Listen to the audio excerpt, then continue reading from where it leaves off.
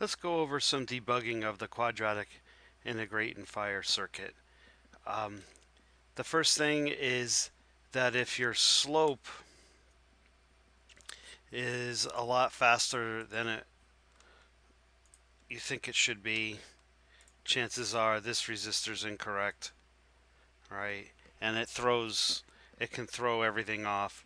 That's why you want to test the integrator beforehand on its own, which is another video.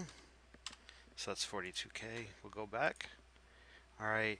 Now, in this case, we have got an initial condition of -1 volt being subtracted in on this node. That's because V peak is 5 and 50K, and the ratio of 10K to 50K times 5 equals -1. Um, but remember that this can kind of vary, right? So it might not be exactly 5 volts. So if it's, let's try 4.5, see what happens. Works. Well, then I'm not going to look at gift horse in the mouth. All right. But what can happen is that these resistors do change, and let's look at when, if this resistance is too small, 40K, that makes the window of the V minus switching threshold to be smaller than the -1, and it should stop working, which it does, right?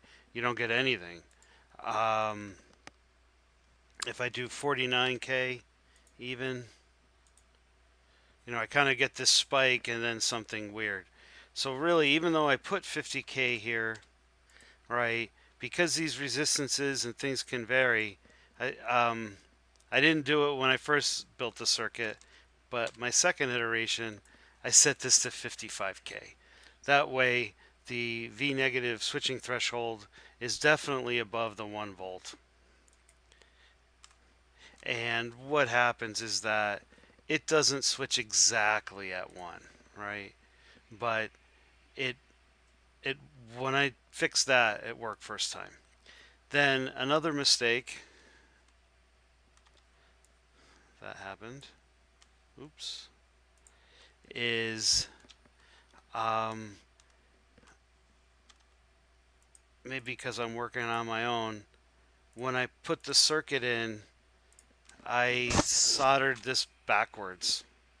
Okay, and see, something's going on, but it just doesn't work.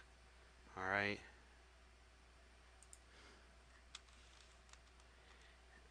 And then something that also happened was I had a loose solder connection. And so this was effectively, I'm just going to move it, take it out of the circuit.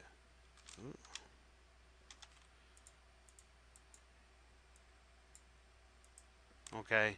Which made this on the board, infinite. Um, and you'll see this rather strange thing where it's going, okay, and you'll see these little tiny spikes, and what's happening is that when the bigger this resistance gets,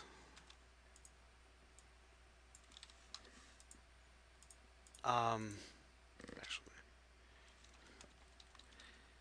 the bigger this resistance gets, right, it narrows the window. And so actually I can do a quick step of that. We can step parameter R from, let's do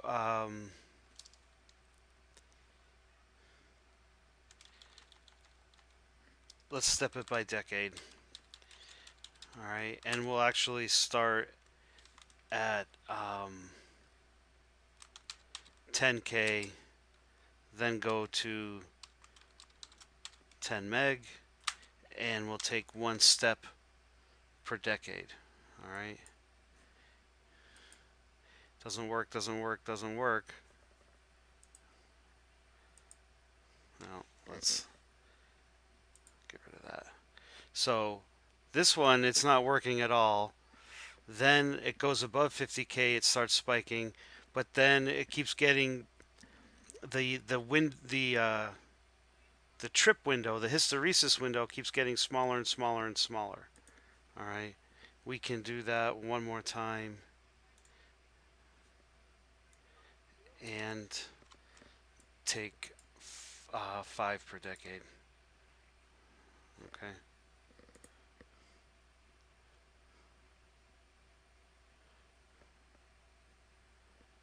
All right. And so really, I mean, you could, just depends how close you want to cut it. You could put 51K there.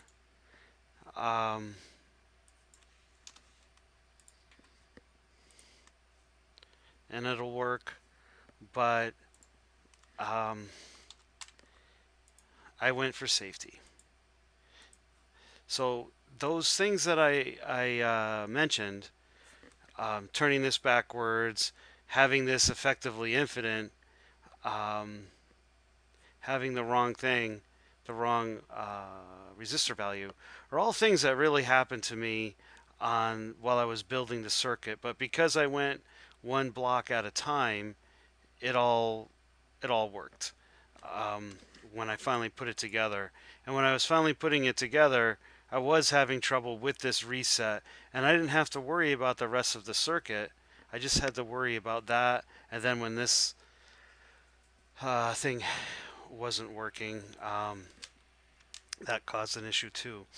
But the reason why I did this in LT Spice is because it's actually matching the circuit that was built very closely. And so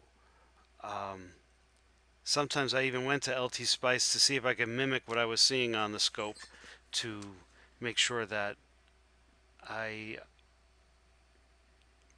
had properly diagnosed the problem.